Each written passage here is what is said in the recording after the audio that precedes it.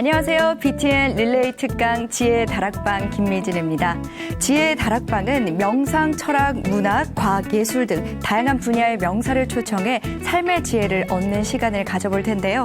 오늘 첫 출연자는 30년 가까이 기자, 앵커, 논설위원으로 언론인의 길을 걸어오신 분입니다.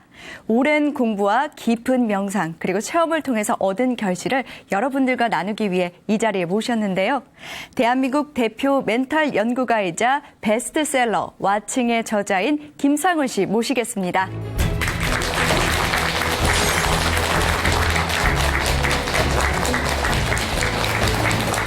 반갑습니다. 네, 안녕하세요. 오늘 이 자리에 나와주셔서 정말 고맙습니다. 네, 먼저 저희 시청자들께 인사 부탁드릴게요. 네, 반갑습니다. 저는 이제 소개할 때 멘탈 연구가라고 이름을 붙였는데 사실 이거는 제가 몇 년 전에 책을 썼을 때 그 한 출판사에서 그 멘탈 연구가라는 그 이름을 제 프로필에 써준 겁니다. 그런데 왜 그런 이름이 붙여졌는가 생각해 봤더니 제가 이제 방송 기자 생활을 하면서 주로 이제 현장에서 바깥 세상을 취재하는데 많은 시간을 보냈고요. 그런데 제가 나이가 들면서부터는 이 바깥 세상을 취재하는 일이 점점 적어졌습니다. 그래서 그 남은 시간에 이제는 이 내면 취재에 좀 시간을 써야 되겠다. 그래서 마음을 연구하기 시작했고요. 그러다 보니까 명상도 하게 됐고 또 우주의 이치에 대해서 좀 알게 됐고 현재 이르렀습니다. 그럼 지혜의 다락방 첫 번째 강연 본격적으로 시작할 텐데요. 오늘 김상훈 씨가 멘탈 갑이 되는 방법을 여러분들께 알려준다고 하니까 모두들 집중해서 들어주시기 바랍니다.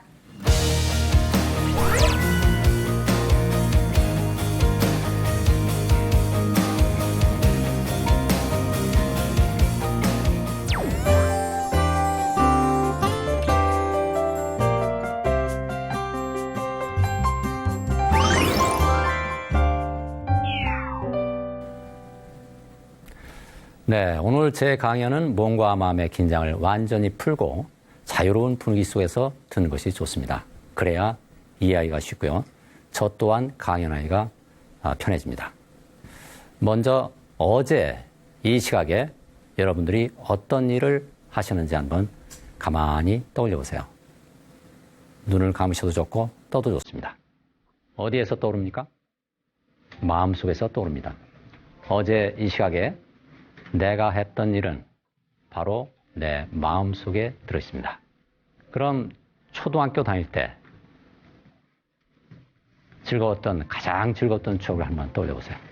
내가 초등학교 다닐 때 가장 즐거웠던 추억은 내가 같은 반 그부들과 소풍 갔던 장면일 수도 있고 또는 간단하게 가정에서 식구들과 단란하게 식사를 하던 장면일 수도 있습니다. 그 장면들은 다 어디에서 떠오릅니까? 마음속에서 떠오릅니다. 그 마음속에는 나도 들어있고 가족들도 들어있고 친구들도 들어있습니다. 그 모든 것들이 다 내 마음속에 들어있습니다. 그러면 지금부터 10년 뒤, 20년 뒤, 30년 뒤에 지금 현재 우리가 지금 여기서 경험하고 있는 일을 되돌아보십시오. 여러분은 지금 강연장 안에 앉아 있습니다. 저는 여러분들 앞에서 강연을 하고 있습니다. 이 장면을 10년 후, 20년 후, 30년 후의 시점에서 가만히 되돌아보세요. 어디에 들어있습니까? 바로 지금 여기는 내 마음속에 들어있습니다. 모든 것이 내 마음속에 들어있습니다. 그럼 인생 전체를 임종의 시점에서 한번 되돌아본다고 상상해 보십시오. 임종의 시점에서는 미래도 없고 과거도 없습니다. 나는 모든 것을 몽땅 내려놓고 떠나야 합니다. 내가 사랑했던 가족들도 떠나야 하고 친구들도 떠나야 하고 집도 떠나야 하고 정들었던 고향도 떠나야 하고 내가 살던 마을도 떠나야 하고 내가 정답게 거닐었던 산책길도 떠나야 하고 산과 강과 들과 하늘과 하늘 속의 별들도 다 떠나야 합니다. 바로 다음 순간이 존재하지 않습니다. 과거를 되돌아보면 우리 여기는 강연장에 앉아 있습니다. 강연장의 공간 속에 들어있습니다.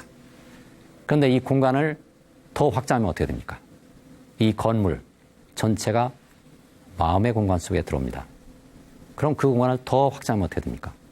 이 건물이 들어서 있는 도시 전체가 그 공간 속에 들어오게 되죠. 그럼 그 공간을 더 확장하면 어떻게 됩니까? 지구 전체가 공간 속에 들어옵니다. 그 공간을 더 확장하면 태양계 전체가 마음속에 들어옵니다. 그 공간을 더 확장하면 우주의 모든 별들이 마음의 공간 속에 들어오죠. 우주 전체도 바로 내 마음의 공간 속에서 상영되는 영화라는 사실을 알 수 있습니다. 마음속에 들어있는 것이 실제로 존재하는 것입니까? 마음속에 들어있는 것. 마음속에 들어있는 것이 실제로 존재합니까? 마음속에 들어있는 것은 마음이 꾸며낸 것이죠. 마음속에 들어있다는 얘기는 마음속에 생각이 만들어냈다는 것입니다. 생각이 지어냈다. 마음속에 들어있는 것은 실제가 아니고 이미지라는 얘기죠. 마음속에 존재한다는 얘기는 그 속에 들어있는 것이 실제로 존재하지 않는 이미지, 허상이라는 얘기입니다. 그런데 왜 존재하지 않는, 실제로는 존재하지 않는 이 허상이 생생한 현실처럼 보이고 만져지느냐? 여러분 참 궁금하시죠? 자, 그 이치를 제가 설명드릴게요. 여기 어떤 남자가 삽을 들고 땅을 파서 언덕을 만들기 시작합니다. 그런데 언덕이 조금씩 커지면서 구덩이도 생기죠. 그러면서 점점 구덩이가 커집니다. 언덕이 커질수록 구덩이도 커집니다. 그럼 언덕이 실제로 존재한다고 할 수 있습니까? 구덩이에도 다시 집어넣으면 다시 평지가 됩니다. 모든 것이 마찬가지입니다. 우리가 이 구덩이를 파서 구덩이에 흙을 이용해서 언덕을 쌓으면 아, 저게 언덕이다. 이렇게 생각하죠. 언덕만 보면 언덕이 존재합니다. 하지만 구덩이만 보면 또 저기 구덩이가 존재한다. 이렇게 말할 수 있습니다. 그런데 둘을 합쳐서 보면 어떻습니까?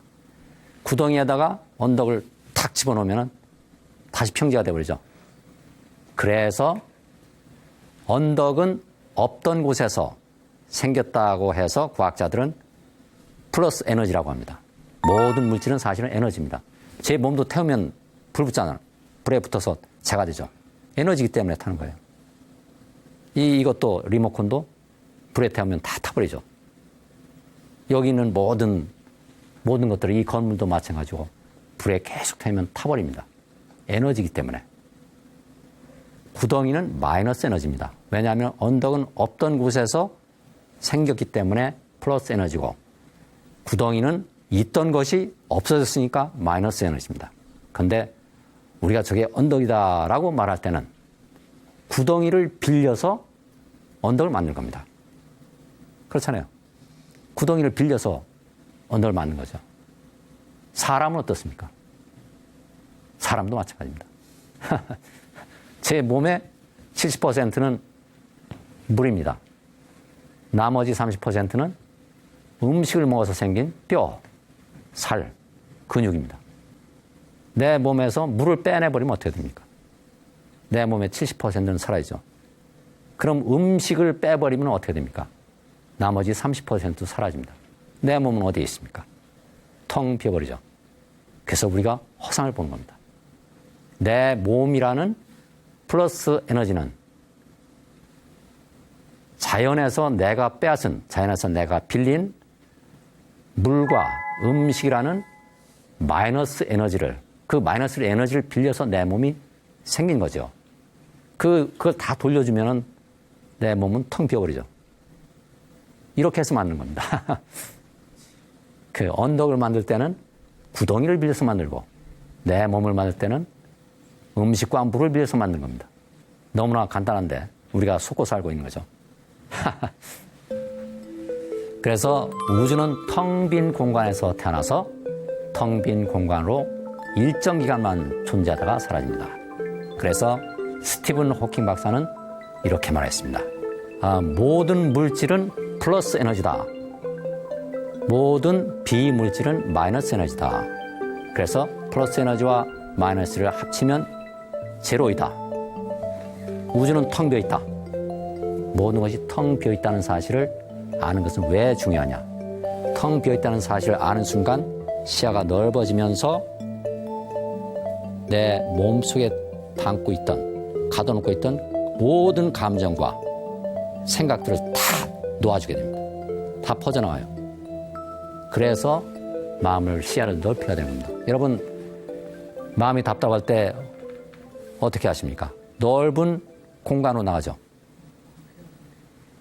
남편하고 실컷 싸우고 나면 너무나 속이 터질 것 같고 답답하면은 탁 뛰쳐나갑니다. 어디로 뛰쳐나가느냐? 좁은 방으로 뛰쳐나가는 사람은 거의 없습니다. 넓은 공간으로 뛰쳐납니다. 그러면은 시야가 넓어지면서 마음속에 갇혀있던 이 생각과 감정들이 퍼져나가는 것이죠. 내 마음이 우주만큼 넓다. 그러면 어떻게 되겠습니까? 모든 생각과 모든 감정이 완전히 사라집니다. 그래서 이 세상이 내 몸도 나가 아니오, 내 감정도 내가 아니고, 내 생각도 내가 아니고, 다른 사람들도 내가 아니고, 다른 사람들의 감정도 내가 아니고, 이 모든 것들이 내가 아니고, 흘러가는 모든 것들은 내가 아니다라는 사실을 깨닫는 게 너무나 중요한 일이죠. 깨닫지 못하면 그 감정 덩어리와 내가 한 덩어리가 돼가지고 같이 휩쓸려 가는데 저게 내가 아니다. 내가 이렇게 화가 무지무지 나는데 이 감정이 내가 아니다라는 사실을 깨달으면 나는 감정을 객관적으로 멀리서 보게 되는 겁니다. 우리 마음은, 내 마음은 이런 가상현실을 만들어 놨을까?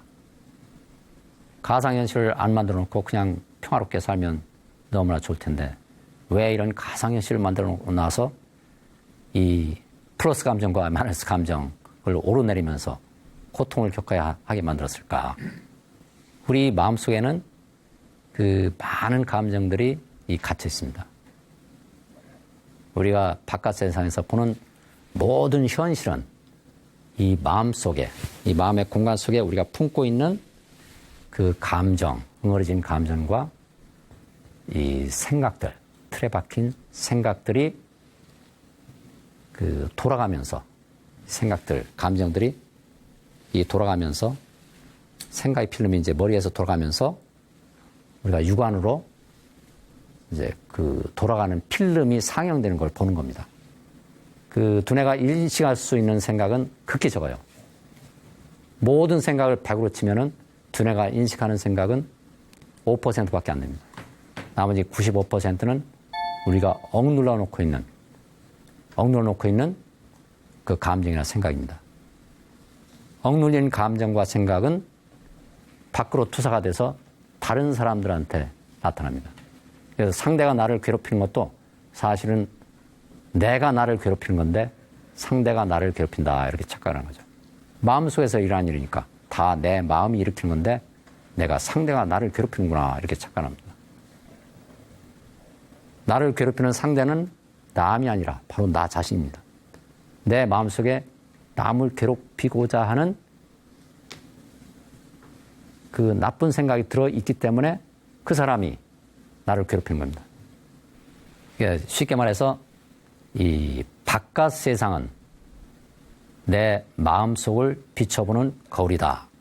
내가 싫어하는 상대는 내가 싫다고 해서 억눌러 놓은 생각을 비춰주는 거울이고 내가 좋다고 생각하는 상대는 내가 좋다고 받아들인 생각을 비춰주는 거울입니다.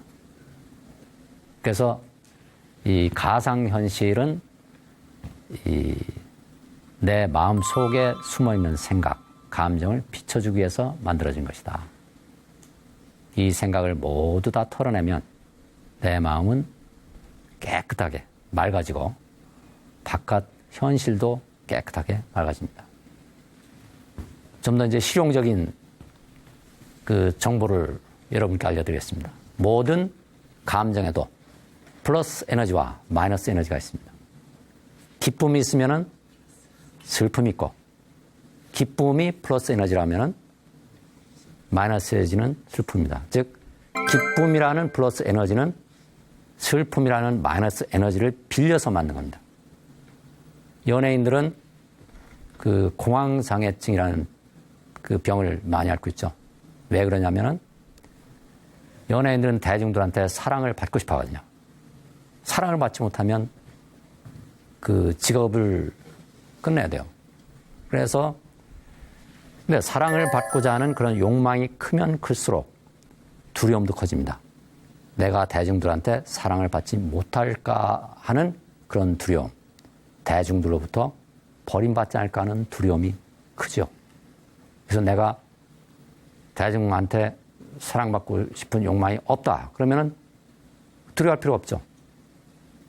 여러분, 여기 앉아 계신 여러분들도 그 대중으로부터 사랑받고 싶은 욕망이 얼마나 되십니까?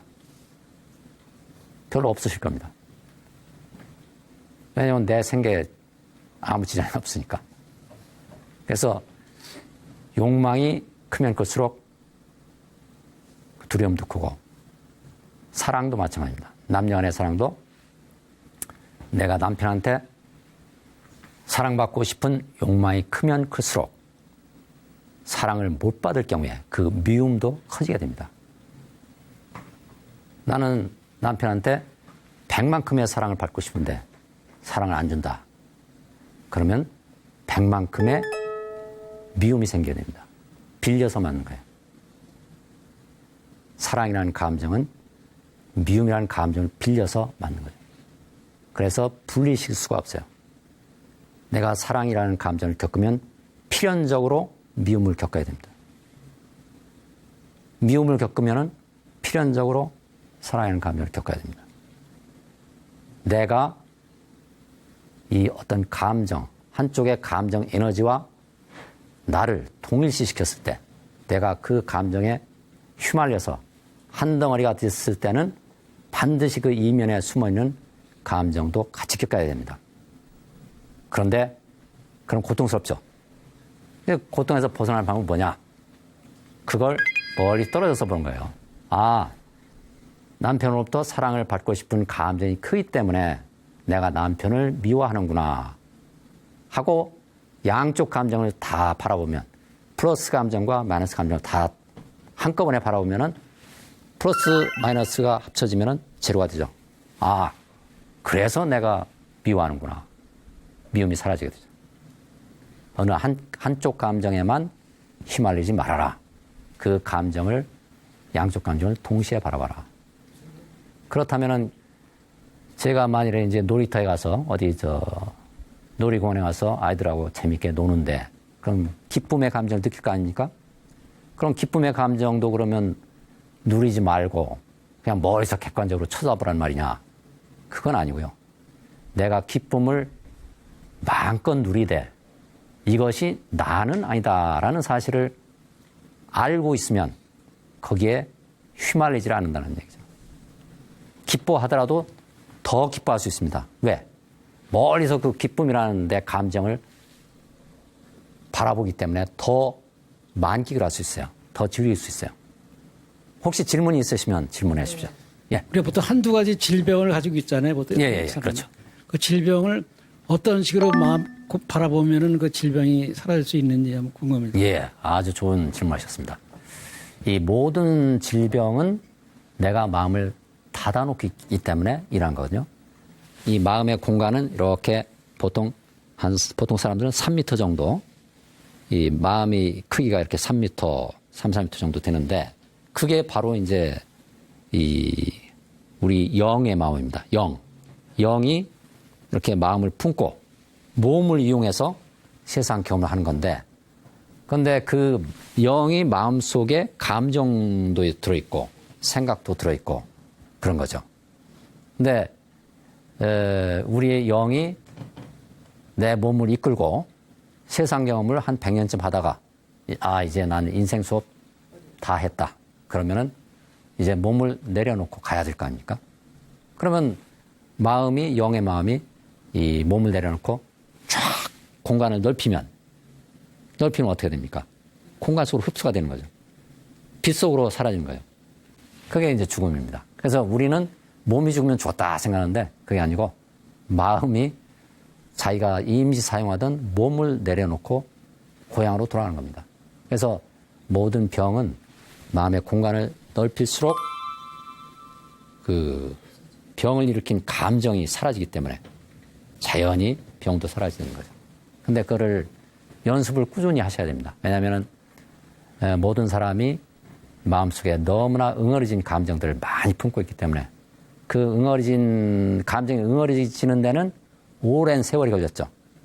그래서 그 감정을 풀어주려고 그러면은 그 걸린 시간만큼 또 그만큼 열어주는 시간도 길어야 됩니다. 그런데 만일에 내가 완벽하게 마음속의 감정을 다 놔줬다. 그럼 즉각적으로 치유가 일어납니다. 그게 기적의 원리입니다. 내가 마음을 완전히 닦아가지고 내 마음속에 티끌이 한 점도 없다. 그러면은 즉각적으로 모든 병이 완쾌가 되고 또 다른 사람도 치유해 줄 수 있습니다.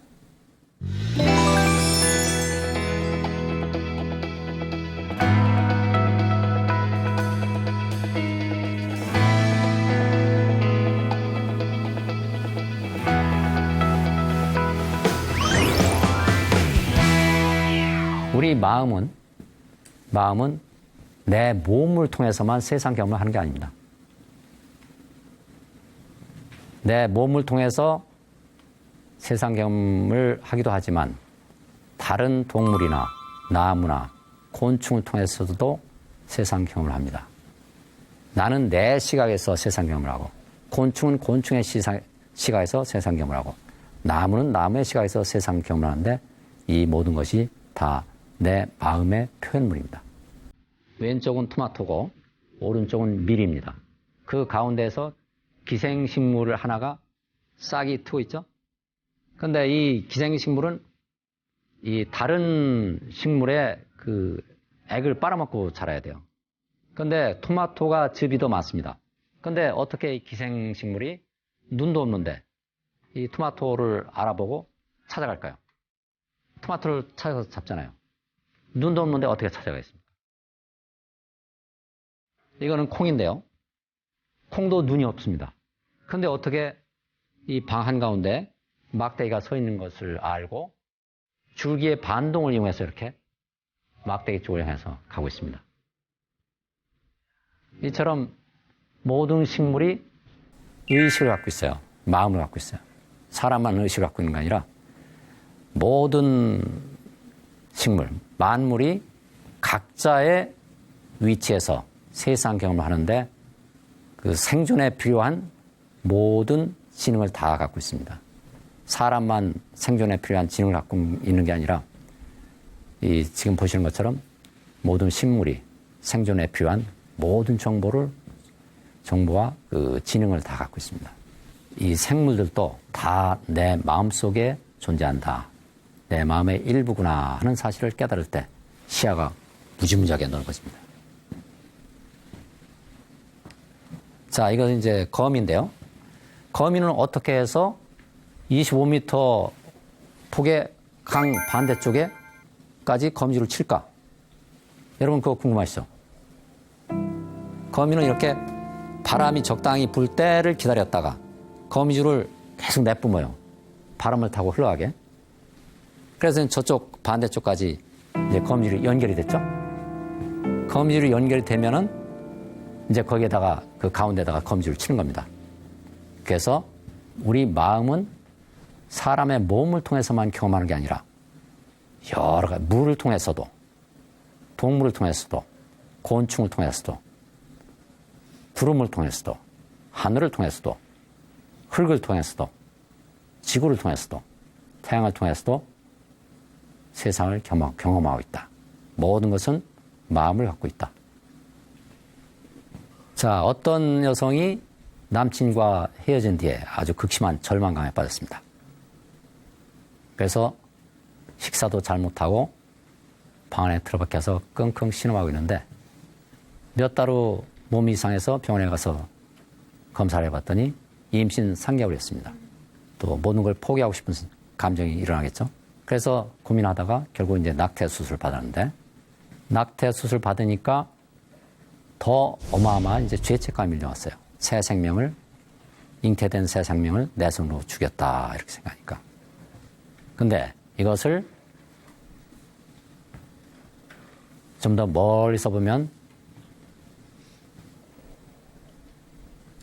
시각이 좀 바뀝니다.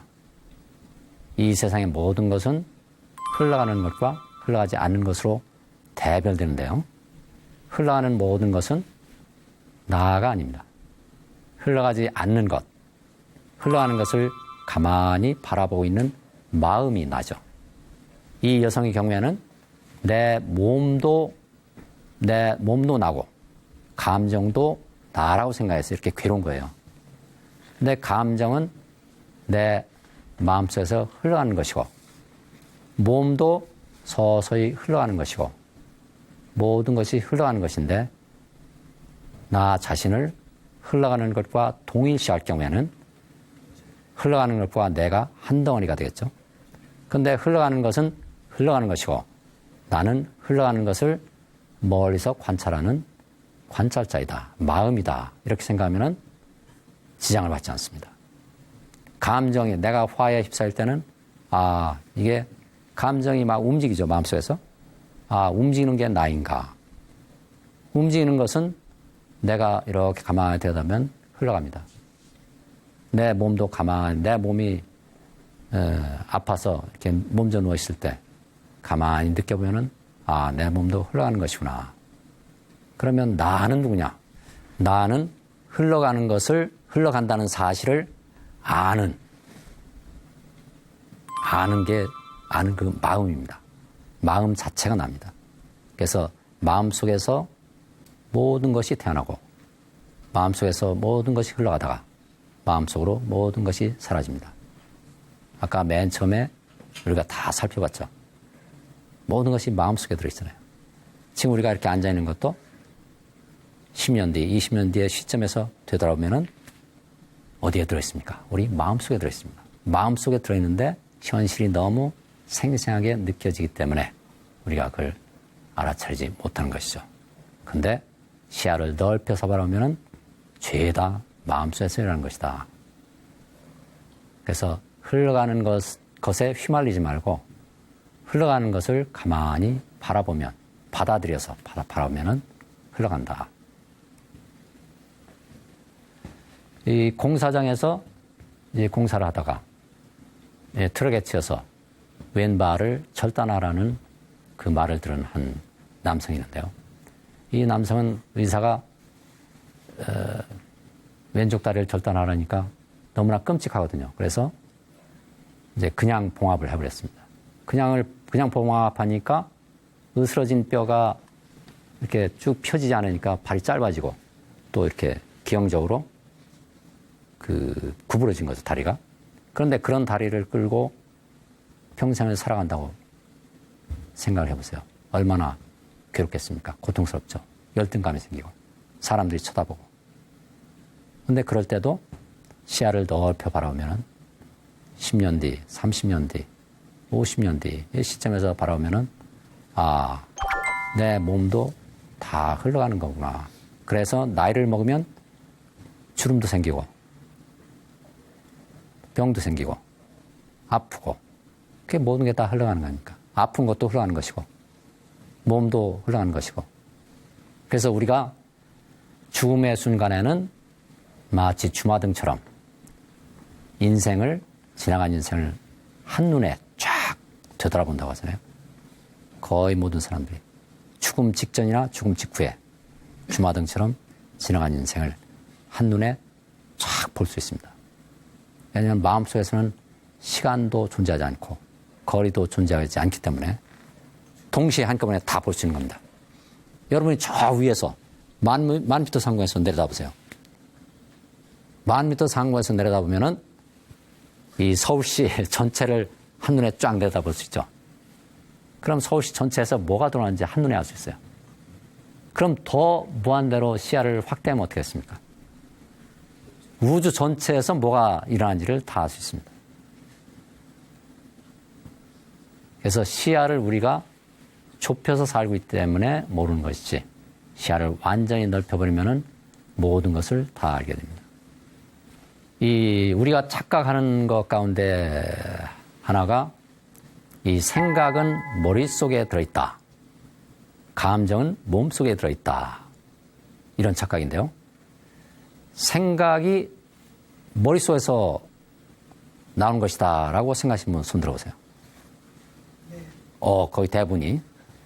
그러면 감정은 몸속에서 생겨서 몸속에서 사라지는 것이다 라고 생각하시는 분 손 들어보세요. 예. 자, 내일 점심에 뭐 먹을까 이렇게 생각해 보세요. 내일 점심 때 뭐 먹을까? 오늘 점심에 뭐 먹었지? 하고 생각해 보세요. 그 생각이 어디서 떠오릅니까? 마음속에서 떠올라요. 근데 그 기억 자체가 마음속에서 떠오르는 거죠. 추억도 마음속에 떠오르고 기억도 마음속에 떠오르고 또 내가 봤던 것들도 마음속에서 떠오르죠. 다 마음속에 들어있는데 내가 어제 점심을 뭐 먹었더라 이렇게 하면은 어제 뭐 먹었는지 마음속에서 떠오르죠. 이미지도 떠오르고 이제 누구하고 먹었는지도 떠오르고 그러니까 마음속에 들어있어요. 내일 점심 뭐 먹을까 그러면 또 이제 짜장면 먹을까 아니면 된장찌개 먹을까 스파게티 먹을까 이렇게 여러 가지 생각을 하게 되죠. 근데 그 가운데 내가 어떤 한 가지 생각을 선택하면 내일이라는 시점이 다가오면 내가 스파게티를 먹겠다라는 생각을 선택을 하면 그 생각이 바로 현실이 됩니다. 내일에. 그래서 모든 현실은 마음속에 들어있는 겁니다. 생각이 마음속에서 나오기 때문에 생각이 만들어내는 현실도 역시 마음속에 들어있습니다. 생각이 많아지면 머리가 찌끈찌끈 아픕니다. 하지만 생각은 마음속에 들어있는 것이다 라고 생각하면은 이 생각이 이 머리의 경계선을 넘어서 마음은 경계선이 없으니까 무한한 공간으로 이렇게 쫙 퍼져나갑니다. 감정도 마찬가지죠. 감정이 내 몸속에 들어있는 것이다 라고 생각하면 감정이 생길 때마다 화가 날 때마다 내 몸속에 이게 가둬놓게 돼서 내 몸이 괴로운데 또 병도 생기는데 감정도 이 몸이 아니라 마음속에서 생겨서 마음속으로 사라지는 것이다 라고 생각하면은 마음의 공간을 얼마든지 넓힐 수 있으니까 이 반만큼 넓힐 수도 있고 이 건물만큼 넓힐 수도 있고 지구만큼 넓힐 수도 있고 그러면은 마음의 공간을 이렇게 넓히면은 화가 설사 나더라도 화가 내 몸의 경계선을 넘어서 멀리 퍼져나지 않겠습니까? 예. 그래서 마음의 정체를 아는 게 중요합니다. 자, 그래서 우리가 이 시야를 이렇게 좁혀서 보면은 반드시 생각을 하게 됩니다. 여러분이 저를 쳐다보고 있죠. 저는 여러분을 쳐다보고 있고. 쳐다볼 때는 반드시 생각을 하게 됐어요. 시야가 좁아지는 거죠. 근데 시야를 넓히면은 생각을 못 하게 됩니다. 생각이 두뇌에서 못 돌아가니까. 우리가 시야를 좁힐 때만 두뇌에서 생각이 돌아가고 시야를 넓히면 두뇌에서 생각이 안 돌아가기 때문에 생각을 못 하게 되는 겁니다. 그래서 아까 얘기했듯이 화가 무지무지하게 날 때는 바깥으로 뛰쳐나가는 이유가 본능적으로 넓은 공간으로 가면은 시야가 넓어서 생각이 머릿속에서 사라지는구나 하는 거를 알기 때문에 그런 거죠. 근데 그 이치를 이해하고 나면 더 쉽게 사라집니다. 사실 현실적으로 감정들이 이렇게 갑자기 튀어나오기도 하고 그렇기 때문에 이거를 억제한다거나 이렇게 좀 다스리기 어려운 상황이 굉장히 많잖아요. 예. 이럴 때는 좀 실제적으로 도움이 될 수 있는 방법이 있을까요? 예. 감정 조절이 가장 큰 문제인데요. 사람을 살아가는데 이 감정과 한 덩어리가 되기 쉽습니다. 왜냐하면 몸 자체가 에너지거든요. 감정 자체도 에너지입니다. 그래서 주파수가 맞아요. 그래서 이 몸을 갖고 있는 한 이 감정을 품지 않을 수가 없게 돼 있습니다.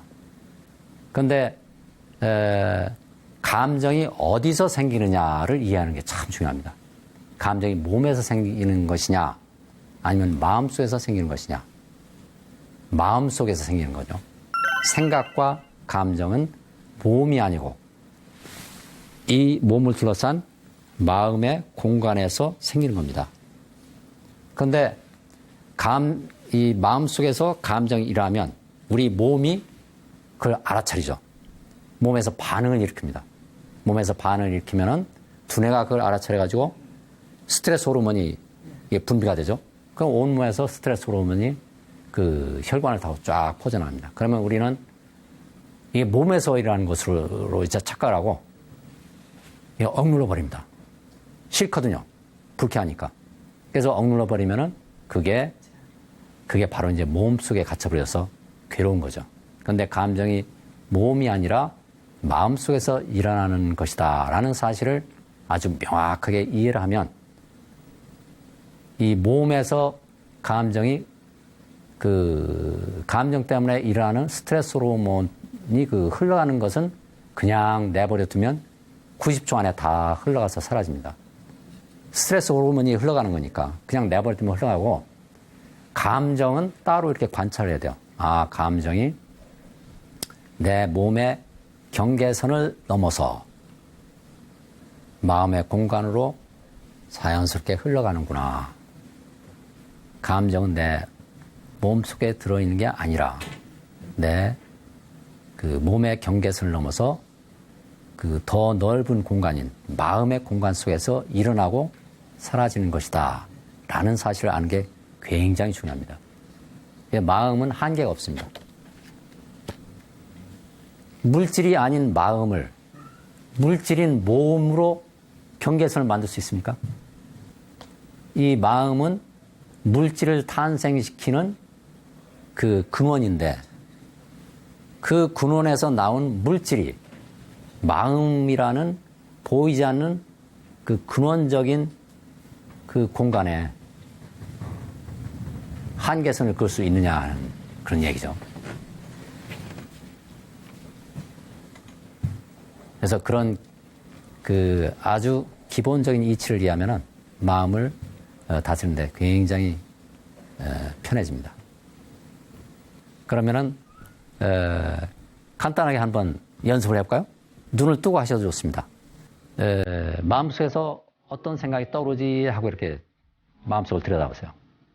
아니면은 내 머릿속에서 어떤 생각이 떠오르지 하고 들여다보세요. 머릿속을 들여다보는 순간 공간 속에서 생각이 떠오른다는 사실을 알게 됩니다. 머릿속에 어떤 생각이 떠오르지 하고 딱 들여다보는 순간 공간이 떠오르죠. 그럼 그 공간을 방 안 크기만큼 이렇게 넓혀봅니다. 그러면은 생각을 관찰하기가 더 쉬워집니다. 그럼 공간의 크기를 내가 사는 도시만큼 넓혀보면은 생각이 어디서 나와서 어디로 흘러가는지를 더 훤히 알 수 있습니다. 감정도 마찬가지고요. 화가 내 몸에서 일어나서 괴롭다고 느낄 때는 이 마음의 공간을 이렇게 반 크기만큼 넓혀보세요. 그럼 화가 퍼져나간다는 걸 느낄 수 있어요. 그래도 화가 안 풀린다 그러면 마음의 공간의 크기를 내가 사는 도시만큼 넓혀본다. 지구만큼 넓혀본다. 이렇게 공간의 크기를 넓히면 넓힐수록 화가 저절로 사라진다는 것을 알 수 있습니다. 연습을 하면 할수록 더 쉽게 사라집니다. 왜냐하면 마음이 맑아지기 때문에 공간을 넓혀서, 시야를 넓혀서 바라보면 생각도 쉽게 사라지고 감정도 쉽게 사라집니다.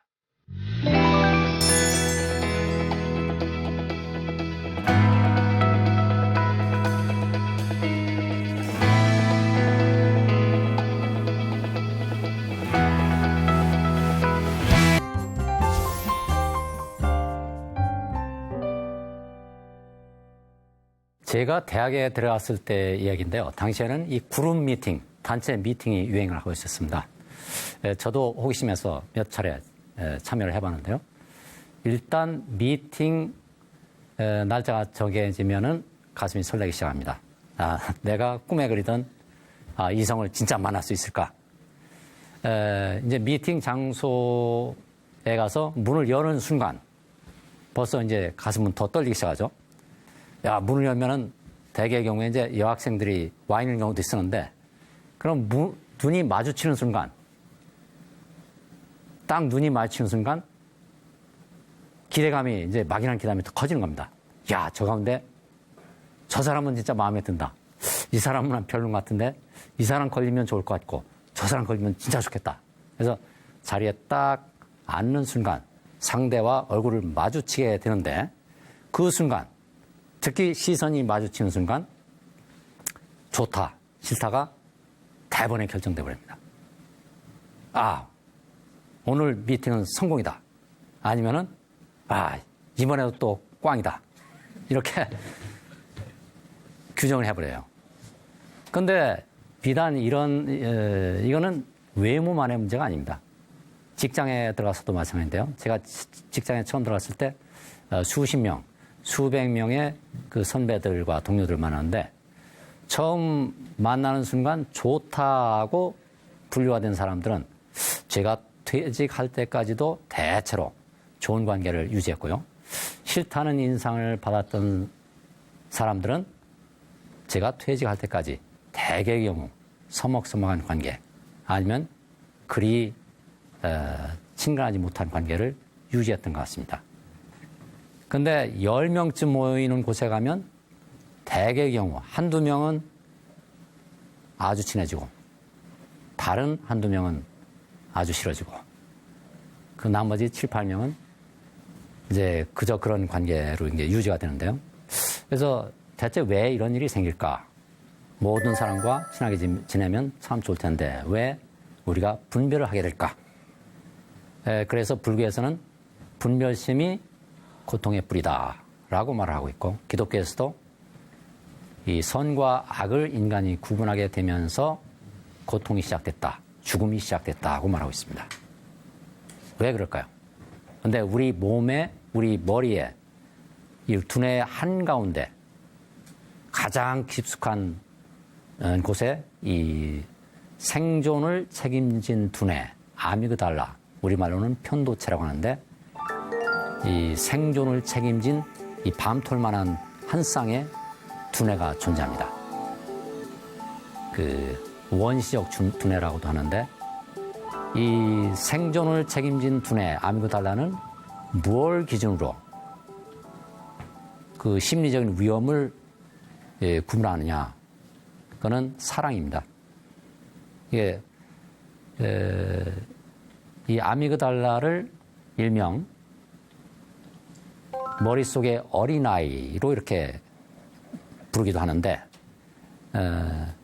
내 머릿속에 5살짜리 꼬마가 들어있다고 생각하면 쉽습니다. 똑같습니다. 모든 사람의 머릿속에는 5살짜리 꼬마가 들어있습니다. 80, 90된 할머니, 할아버지도 감정은 5살짜리 어린아이하고 똑같습니다. 감정의 나이가 있을 리 없죠. 5살짜리 꼬마가 화내는 거하고 90 먹은 할아버지가 화내는 거하고 화가 다릅니까? 나이 먹은 화는 좀 다릅니까? 똑같습니다. 슬픔도 똑같습니다. 왜 그렇게 돼 있냐 하면은 5살 이전까지는 말을 모르기 때문에, 언어를 모르기 때문에 무의식적으로 감정으로 배우게 되죠. 감정만 배웁니다. 5살 넘어서부터는 언어를 배우기 때문에 언어를 통해서 좋다, 싫다를 구분하게 돼요. 그래서 깨끗한 건 좋다, 더러운 건 싫다, 또 예쁜 건 좋다, 못생긴 건 싫다, 높아지는 건 좋다, 낮아지는 건 싫다, 앞서는 건 좋다, 뒤지는 건 싫다, 돈을 많이 가지면 좋다, 돈을 적게 벌면 싫다. 이렇게 구분을 해버려요. 이거 다 배웁니다. 5살이 넘으면 이게 언어를 통해서 개념적으로 배우는 겁니다. 감정은 5살 이전에 다 끝나버립니다. 그래서 5살이 넘으면 감정은 더 이상 성장하지 않습니다. 그런데 우리 머릿속에 든 5살짜리 꼬마는 뭘 기준으로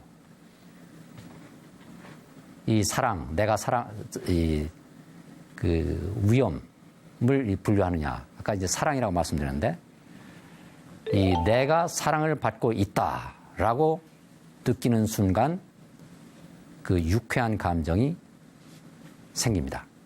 그래서 그리고 내가 사랑을 받지 못하고 있다고 느끼는 순간 생존에 불리하다고 판단해서 불쾌한 감정을 만들어냅니다. 예를 들어 보겠습니다. 제 딸아이가 30살쯤 됐을 때의 얘기인데요. 제가 거실에 앉아서 신문을 보이는데 그 딸아이가 나무 의자를 낑낑거리면서 들어올리고 있었습니다. 그러면서 아빠 이거 봐 하고 외쳤어요. 그래서 이제 제가 벌떡 일어나서 이 나무 의자를 이게 온 힘을 다해서 들어 올리는 척 하면서 힘에 붙여서 이렇게 비틀거리는 신용을 하다가 풀썩 주저앉았습니다. 그걸 보고 딸아이가 깔깔대며 좋아서 웃었어요. 왜 좋아서 웃냐? 그러니까 제가 이렇게 넘어지면서 와 너는 정말 힘이 세구나. 아빠는 이거 이 나무는 도저히 못 들어올리겠다. 이거 봐 아빠 쓰러지잖아. 이렇게 말했더니 이제 아이가 이제 기고만장해진 거죠. 아 나는 정말 힘세다. 그렇게 느끼니까 기분이 좋으니까 이제 좋은 감정이 흘러나오겠죠. 그래서 이 내가 남보다 높아진다, 칭찬을 받는다, 존중을 받는다, 앞선다, 더 많이 갖는다. 이럴 때는 이 자신감, 행복감, 기쁨, 그다음에 자존감 이런 좋은 감정들이 나오게 됩니다. 근데 만일에 그때 내가 이 벌떡 일어서 가지고 의자를 한 손가락으로 들어 올리면서 야 아빠는 이거 봐라. 아빠는 이렇게 힘이 세잖아. 너는 그런데 그거 의자를 들어오는데 그렇게 낑낑거려? 이렇게 말했으면 어떻게 됐을까요? 아이의 반응은 어땠을까요? 아마 엉엉 울었을 겁니다. 왜냐하면 무시당했다고 느끼니까. 나는 애를 써서 이렇게 의자를 들어 올리는데 아빠는 나를 무시한다. 나를 존중하지 않는다. 그러면은 화가 나겠죠. 그래서 화가 생긴 겁니다. 무시당한다고 느끼면 존중받지 못한다. 그다음에 내가 남보다 뒤진다. 이럴 때는 화가 나고 우울하고 슬퍼지고 외로워지고 온갖 감정들이 다 생겨납니다. 절망, 수치심. 그러니까 내가 사랑을 받지 못한다고 느낄 때 이 머릿속에 5살짜리 꼬마는 이 부정적인 감정을 그 생산해냅니다.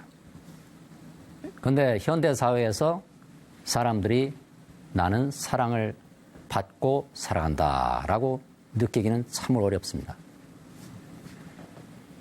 여러분 사회생활 하면서 아 나는 많은 사람들로부터 사랑을 받는다 이렇게 느끼는 적이 얼마나 됩니까?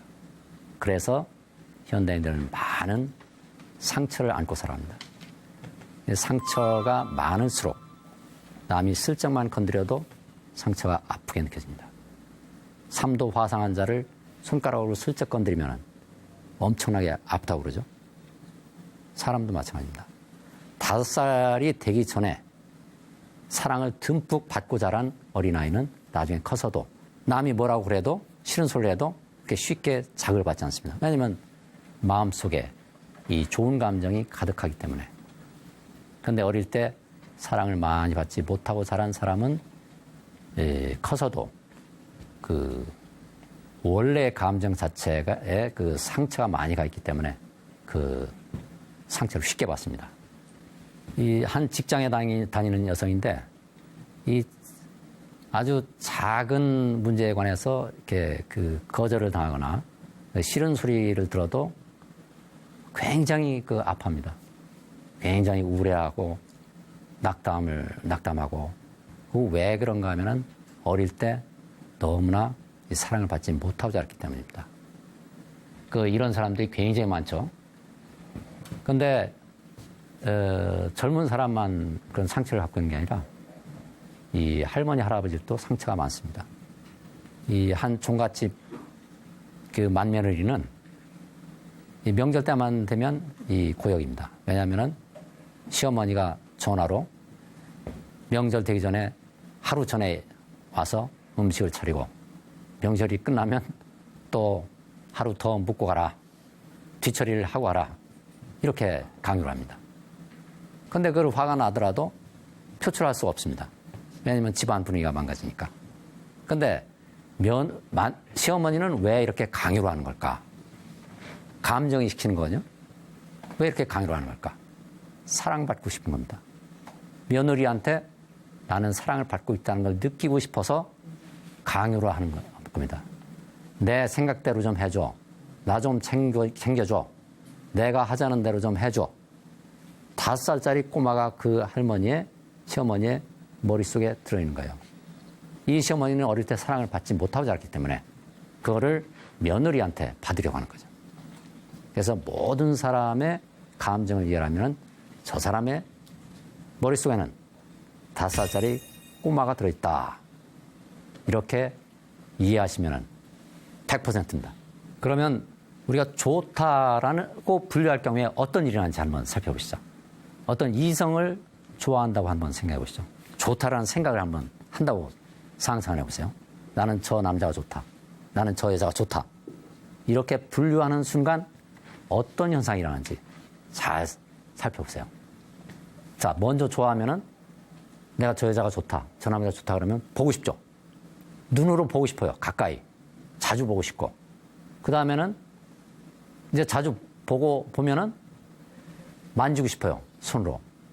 그럼 손을 잡죠. 손을 잡으면 더 잡고 싶어요. 그럼 안게 되죠.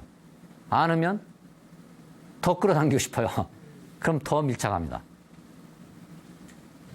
이 노부부의 이야기인데요. 이 노부부는 그 아들 부부와 함께 살고 있습니다. 근데 손자 둘이 한 5살쯤 되니까 이 아들 부부가 우리는 분가하겠다고 이 말을 했어요. 그러니까 손자들한테 정이 든 이 노부부는 어떻겠습니까? 손자를 붙잡고 싶죠. 나는 손자가 좋다. 이렇게 생각하니까 좋은 감정이 생기고 붙잡고 싶은 이런 감정이 생긴 거예요. 근데 그 감정이 너무 강한 겁니다. 나는 손자가 너무 좋다. 그럼 그걸 못 놓게 되죠. 그런데 아들 부부가 손자를 떼가려고 그러니까 화가 나니까 너희들이 분가를 하면 나는 상속 재산을 단 한 푼도 물릴 수 없다. 이렇게 선언을 해버린 겁니다. 그러면 또 이제 거기서 갈등이 일어나고 고통이 생겨납니다. 그 다음에 돈이나 명예도 마찬가지죠.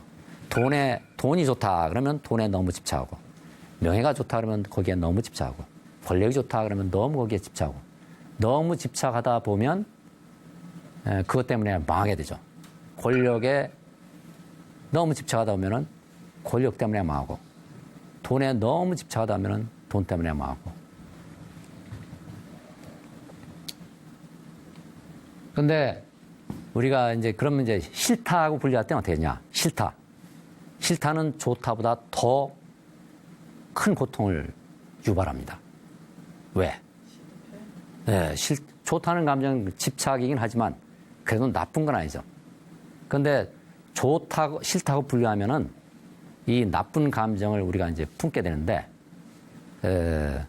나쁜 감정은 우리가 이제 본능적으로 억누르게 돼요. 그냥 불쾌하니까. 몸에서 나쁜 감정을 품으면은 스트레스 호르몬이 쫙 이제 분비가 되는데, 그러면은 불쾌하니까 이게 억누르게 되거든요. 그러면은 몸에 갇혀버리는 거죠. 그 잔소리 많은 시어머니를 탁 떠올리면 싫다라는 생각이 들죠.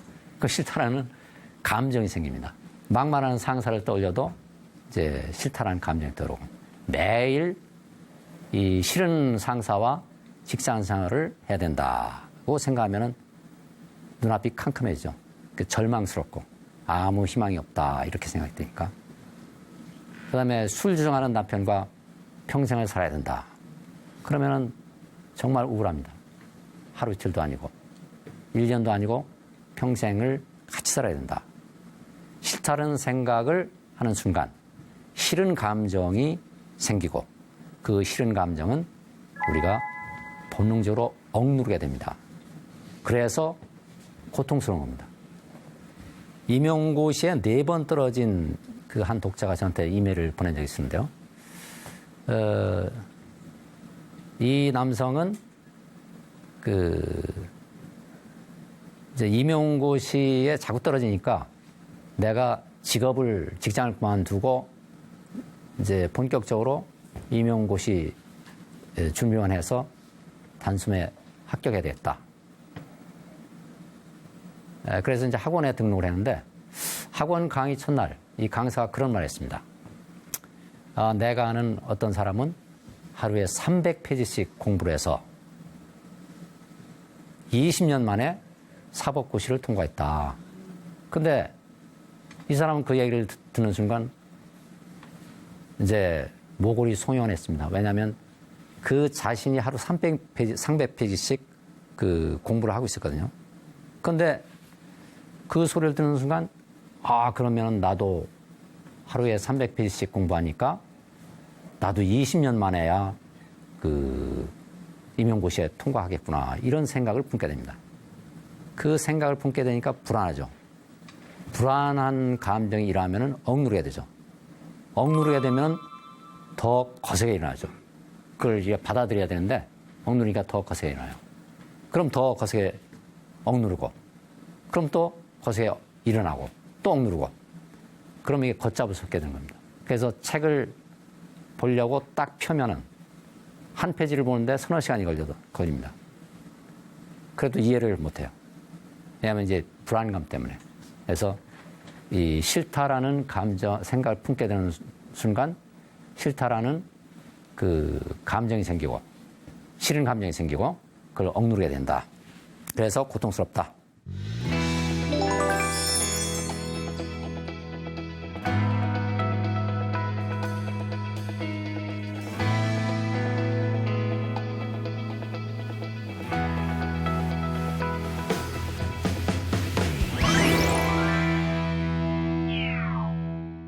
우리가 이제 억누르는 감정을 잘 이해해야 됩니다. 억눌리는 감정을. 억누리는 감정은 무의식에 저장이 되는데, 무의식에 저장이 되면은 그 눈앞에 현실로 나타납니다. 우리가 현실이라고 생각하는 모든 것들은 억눌린 감정이 표출된 것이다라고 봐도 무방합니다. 이제 제가 만약 내가 어떤 감정을 억누르고 있으면 억누르고 있으면 그 감정이 어디로 가겠습니까? 그 감정이 어떤 식으로든 현실로 나타나야 되는데 내가 두뇌가 아는 그런 감정도 아니고 무의식에 억눌려 있는 그런 감정은 어디로 가겠습니까? 현실로 나타나는 겁니다. 그래서 현실을 보면 내가 어떤 감정을 억누르고 있다는 사실을 알 수 있죠. 자, 예를 들어볼까요? 사회적으로도 이제 도덕적이다라는 평판을 받고 있는 한 회사의 사장이 그 회사의 비서하고 이 바람을 피웠습니다. 도덕적이라는 평을 받고 있는 사람이 왜 그런 짓을 했을까 의아해하죠. 그런데 나는 도덕적인 사람이다. 성욕은 비도덕적인 것이다. 라고 분류를 해버리면 성욕은 나쁜 것이다. 라고 분류를 해버리면 억누르게 됩니다. 억누르면 그게 눈앞에 현실로 나타나요. 어떤 식으로든. 억눌리는 것은 반드시 표출이 돼야 되는데 어떤 식으로 나타나냐. 바람을 피우는 거죠. 그래서 억누르는 감정이 없어야 됩니다. 그 다음에 매일 주말마다 이제 텔레비전만 보는 남편. 아내는 주말에 빨래도 하고, 설거지도 하고, 식사 준비도 하고, 청소도 하고, 정신없이 바쁜데, 아들은 2명이 있는데, 남편은 아들하고 놀아주진 않고, 소파에 누워서 계속 텔레비전만 본다. 주말마다 그런다. 아내 입장에서는 너무나 화가 치미는 일이죠. 저렇게 이기적인 사람이 다 있나. 이기적인 걸 못 참죠. 우리 남편은 너무나 이기적이다. 근데 자기 자신을 이 배려심이 많은 사람으로 확고하게 믿는 사람은 이기적인 사람을 아주 싫어합니다. 나는 배려심이 많은 사람이다. 그러면은 이기심이 많은 굉장히 이기적인 사람을 되게 싫어해요. 사람이 왜 남을 배려 안 하고 자기 이익만 챙기나. 근데 이렇게 이기적인 사람을 아주 싫어한다 하면서 이렇게 억눌러 버리면 이기적인 사람이 눈앞에 나타납니다. 남편의 모습으로 나타나는 거예요. 내가 이기적인 사람을 싫어하니까 이기적인 남편이 내 눈앞에 나타나서 봐라. 내 마음속에 이기심을 싫어하는 분별심이 들어있지 않냐 하고 보여주는 겁니다. 돈 낭비는 나쁘다. 돈을 낭비하는 건 진짜 나쁘다. 검소하게 살아야 한다.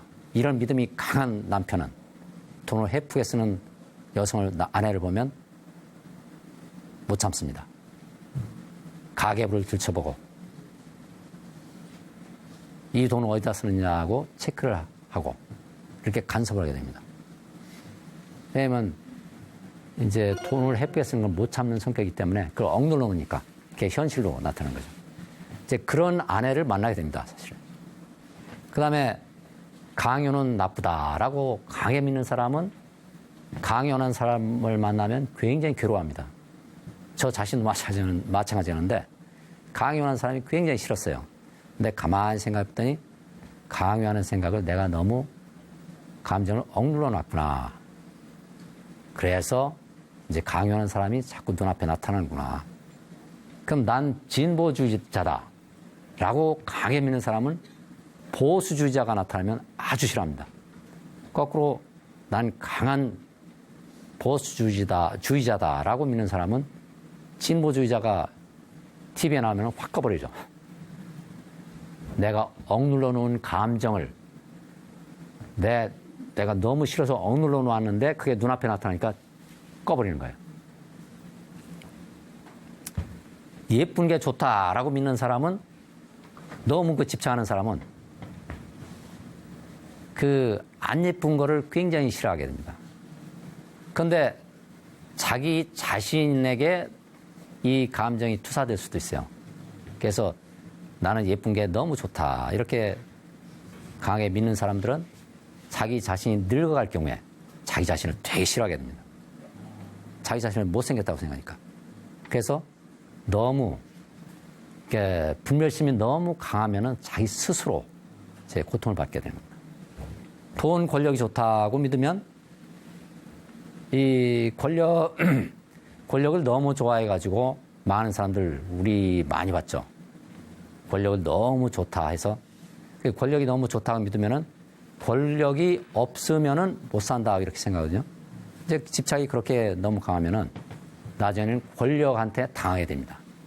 권력을 잃고 권력한테 이제 고통을 받게 돼요. 그런 사례가 국내외에 많이 있습니다. 그 유능한 게 좋다라고 강하게 믿는 사람들은 또 자신이 무능해지면 자신을 혐오하게 됩니다. 그래서 사람이 유능하다, 무능하다 이런 분별심을 품지 않아야 변함없이 나를 사랑할 수 있는 거죠. 그렇다면 억눌린 감정은 다 어디에 들어있을까? 우리는 이제 감정이 마음속에 들어있다고, 몸속에 들어있다고 생각하는데, 감정이라는 건 몸이 아니라 이 몸의 공간 바깥에 감정의 공간이 있고, 그 바깥에 생각의 공간이 있고, 그 바깥에 영의 공간이 있습니다. 그래서 이 감정은 몸에서 생기는 게 아니라 이 감정의 공간, 이 무의식 공간에서 생기는 것인데, 우리가 이 감정 때문에 스트레스 호르몬이 온몸에서 이제 분비가 되면 몸에서 감정이 흐르는 것으로 착각하고 몸을 억누르게 된다. 그래서 가둬놓게 된다. 그래서 이런 이 인체 구조를 잘 이해하는 게 중요합니다. 몸이 나가 아니라 마음이 난데 내 몸도 마음속에 들어있다. 자, 이거는 이제 이 마음이 몸 밖에 있다. 몸도 마음속에 있다는 사실을 현대 과학이 그대로 보여주는데요. 기쁨을 느끼기 전에는 이제 인체 에너지장 카메라로 촬영을 해보면 이렇게 나타납니다. 밝은 모습이죠. 근데 기쁨을 느끼면은 더 밝아지죠. 환해지죠. 그 다음에 슬픔을 느끼기 전에는 이렇게 환한 모습인데 슬픈 일을 기억한 뒤에는 이렇게 어두워집니다. 그 다음에 분노를 느끼기 전에는 이렇게 환한 모습인데 분노를 느끼고 나서는 이렇게 빨갛게 달아오르죠. 근데 제가 이제 지역 방송사에 가서 일을 할 때 거기에 있는 그 임원들 10명을 그 에너지장 카메라로 이제 사진을 찍어보게 했는데 10명 가운데 9명이 이렇게 빨갛게 나타났어요. 이 어느 단체를 막론하고 이 에너지장 카메라 찍어보면은 빨간 상태가 대부분입니다. 왜냐면은 화가 많아요. 또 스트레스가 많고 그러면 이렇게 빨갛게 나타나요. 근데 이런 생각이 이런 감정들이 다 사라지면 어떻게 될까?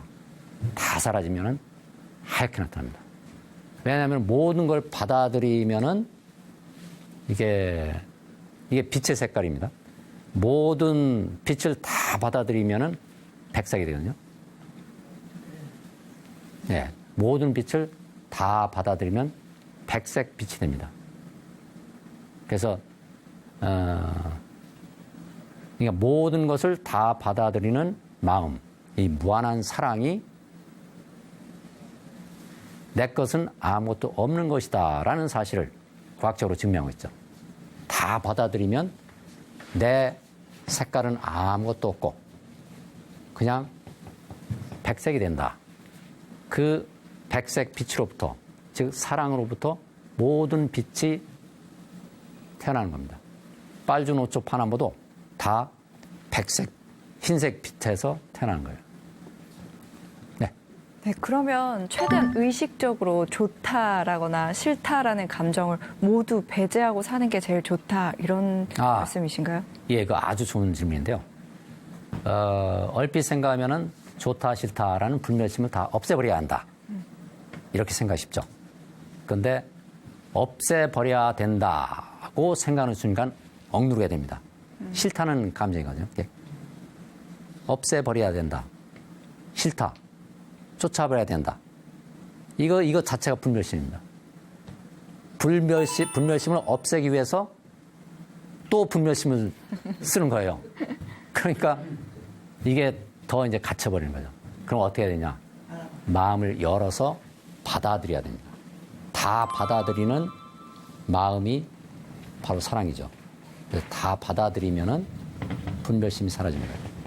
왜냐하면 다 받아들이기 위해서는 내가 마음의 공간을 넓혀서 점점 넓혀서 이 마음을 키워야 되거든요. 그런데 마음을 닫고 내가 다 이제 억누르거나 외면해 버리면은 그 어디에 갑니까? 그 감정들이 다 갇혀버리는 거죠. 그래서 모든 감정은 이 감정을 털어버리는 가장 좋은 방법은 마음을 열고 어떤 분별심도 없이 받아들이는 것이다. 받아들이면 사라진다. 받아들이는 주체가 누굽니까? 바로 마음이거든요. 마음으로 받아들이는 것이지 몸으로 받아들이는 게 아니거든요. 그런데 우리는 몸이 나라고 생각하면서 살기 때문에 몸으로 받아들여야 된다고 생각하면 이게 참 난감하죠. 내가 몸으로 어떻게 감정을 받아들이냐. 그럼 내가 몸이 더 나빠지는 거 아니냐. 이렇게 착각하는데 받아들인다는 것은 몸으로는 감정을 받아들일 수가 없습니다. 마음으로 받아들여야지. 그래서 내가 마음이 되면 마음은 경계선이 없기 때문에 모든 감정을 다 받아들이고도 이 공간이 99.99999%의 공간은 여전히 남아 있습니다. 어떤 감정이든 다 받아들일 수 있습니다. 이제 억눌린 감정은 이게 계속 갇혀 있다가 어느 한순간에는 반드시 폭발하게 되어 있습니다. 이제 어느 주부의 이야기인데요. 이 주부는 부부싸움을 하다가 남편이 이제 화가 나니까 옷장을 탁 열더니 가방을 탁 싸가지고 밖으로 나가버렸어요. 그걸 보니까 더 화가 나죠, 아내는. 왜 화가 납니까? 모든 감정은 5살짜리 꼬마가 만든다고 그랬죠. 다 사랑을 받고 싶어하는 5살짜리 꼬마인데 남편이 싸우다가 가방을 싸들고 뛰쳐나와 버리면 나는 버림받았다. 나는 사랑받고 싶어서 왜 사랑을 안 주느냐고 막 싸우고 있는데 탁 뛰쳐나와 버리면 아, 나는 완전히 버림받았구나. 그래서 더 화가 납니다. 그래서 이 여성이 화가 나니까 핸드폰으로 남편한테 전화를 해가지고 딱 퍼붓어요. 그러니까 그걸 참았으면 그래도 괜찮았을 텐데 남편도 성질이 날 만큼 나니까 아예 집을 안 들어온 겁니다. 그러니까 화 때문에 인생 망치는 경우가 참 많습니다.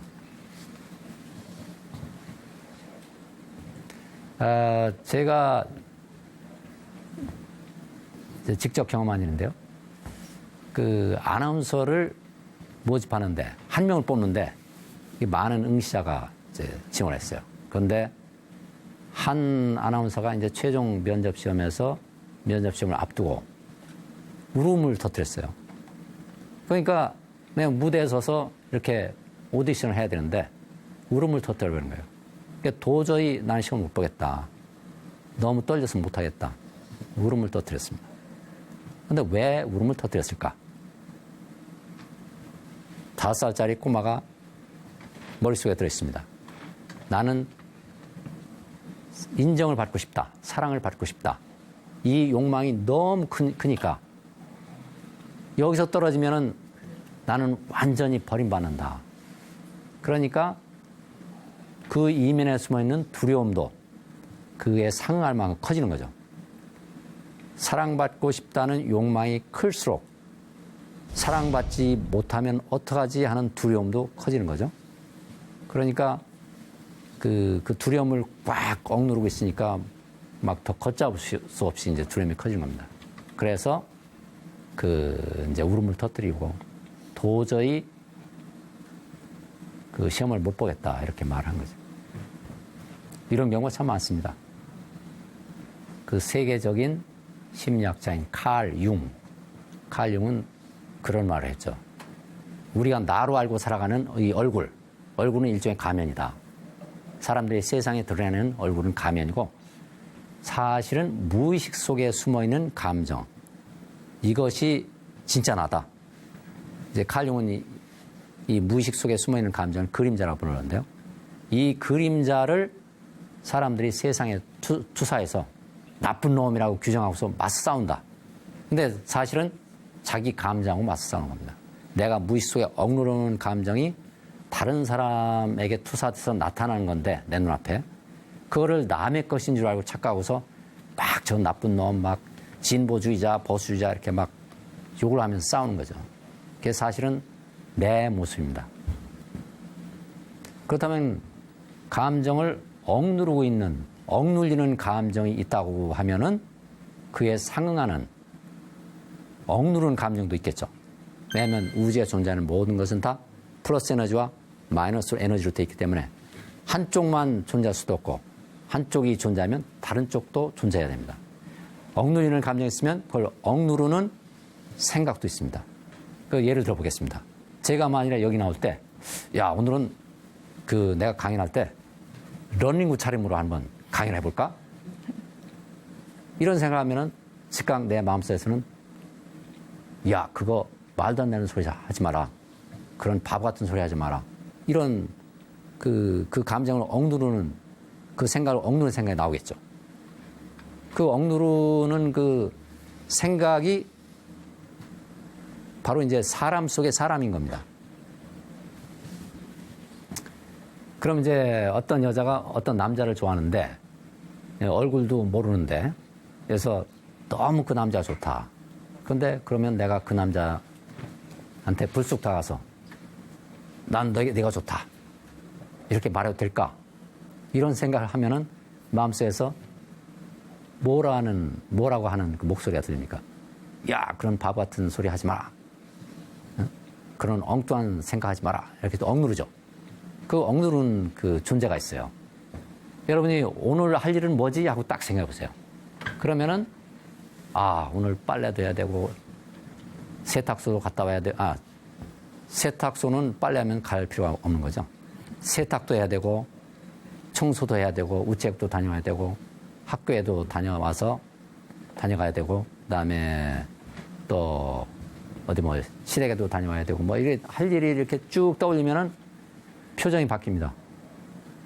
근육이 단단해져요. 긴장을 하니까. 내가 할 일을 떠올리면. 근데 이렇게 내가 할 일만을 생각하는 존재가 또 들어있어요. 나는 이걸 해야 된다, 이걸 해야 된다, 이걸 해야 된다. 그 존재가 있고, 그 다음에 그 감정을 억누르는 존재가 있고, 또 나를 비판하는 존재도 있어요. 그래서 내가 어떤 시험에 떨어졌다. 그러면은 에이 그 바보같이 이번에 또 떨어졌어? 하고 나를 비판하는 넌 정말 못났구나. 너는 무능력하구나. 이렇게 비판하는 존재가 또 들어있어요. 그게 누군가? 이거는 이제 나를 비판하는 존재, 비판자도 들어있고 나를 통제하는 통제자도 들어있고 이 감정을 통제하는 게 바로 이 통제자입니다. 그래서 내가 화가 나면 화를 그대로 표출시키지 않죠. 내가 여기서 시어머니가 나한테 어떤 말을 하는데 내가 무지무지 화나는데 그 감정을 화를 시어머니한테 화풀이면 안 되잖아요. 그런데 그걸 억누르는 존재가 있는 거죠. 그게 바로 통제자입니다. 통제자. 자, 여기서 그러면 이런 그 감정을 억누르는 생각들은 어디에 있냐? 감정의 공간 아까 몸 바로 밖에 공간에 있다고 그랬고 그 감정을 통제하는 존재들은 바로 또 그 밖에 공간에 있어요. 감정이 못 나게 억누르는 겁니다. 생각이. 그 내 마음속에도 우주가 들어있다는 말이 맞습니다. 내 마음속에도 수많은 존재들, 자아들이 들어있습니다. 수많은 나들이 들어있어요. 자, 억누린 감정은 이제 꿈에도 나타나는데 어린아이들일 경우에 이 괴물에 쫓겨다니는 꿈을 자주 꿔요. 저도 어릴 때 그랬는데 이 괴물에 쫓겨다니는 꿈을 꾸는데 거기서 괴물은 누구겠습니까? 부모예요. 부모들이 이래라 저래라 이거 하지 마라 저거 해라 뭐 이렇게 계속 통제를 하니까 아이들이 그걸 굉장히 싫어하죠. 그러니까 도망치는 거는 아이들 자신이고 쫓아오는 괴물은 부모입니다. 자, 그래서 싫다, 좋다, 옳다, 그르다, 또 깨끗하다, 더럽다. 이런 모든 그 분별심이 바로 이제 고통의 뿌리다. 분별하는 순간 쪼개게 된다. 좋은 것, 싫은 것, 깨끗한 것, 더러운 것, 옳은 것, 그른 것. 이렇게 분별하게 되면은 마음이 쪼개져서 전체를 못 본다.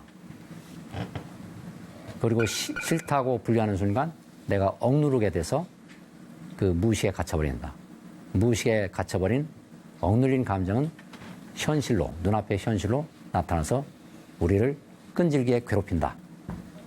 우리가 그 고통에서 벗어나려면 이 억눌린 감정을 다 받아들여야 된다.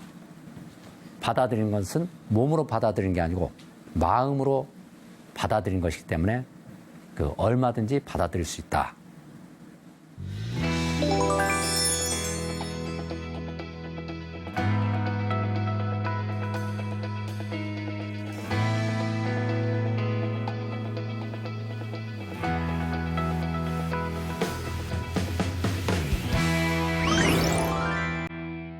이 세상은 그 좋다 싫다, 옳다 그르다, 깨끗하다 더럽다, 예쁘다 안 예쁘다, 높아진다 낮아진다. 이 모든 분별심 때문에 이 고통을 받으면서 모든 사람들이 살아가고 있습니다.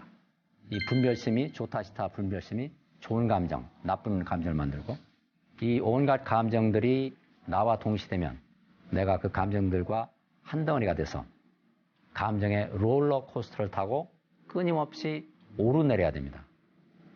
이 모든 감정들이 내 마음속에서 일어난 것임을 자각하고 받아들이면 좋다 싫다, 이 플러스 에너지와 마이너스 에너지, 옳다 그러다, 플러스 에너지와 마이너스 에너지, 이 모든 것들을 다 받아들이면 플러스와 마이너스 에너지끼리 서로 합쳐지면서 다 사라지게 되죠. 그래서 모든 것을 마음속으로 진심으로 받아들이면은 모든 감정이 다 사라진다. 그때 참다운 평화가 일어나는 것이다. 이 말씀을 끝으로 이번 강의를 마치겠습니다. 감사합니다.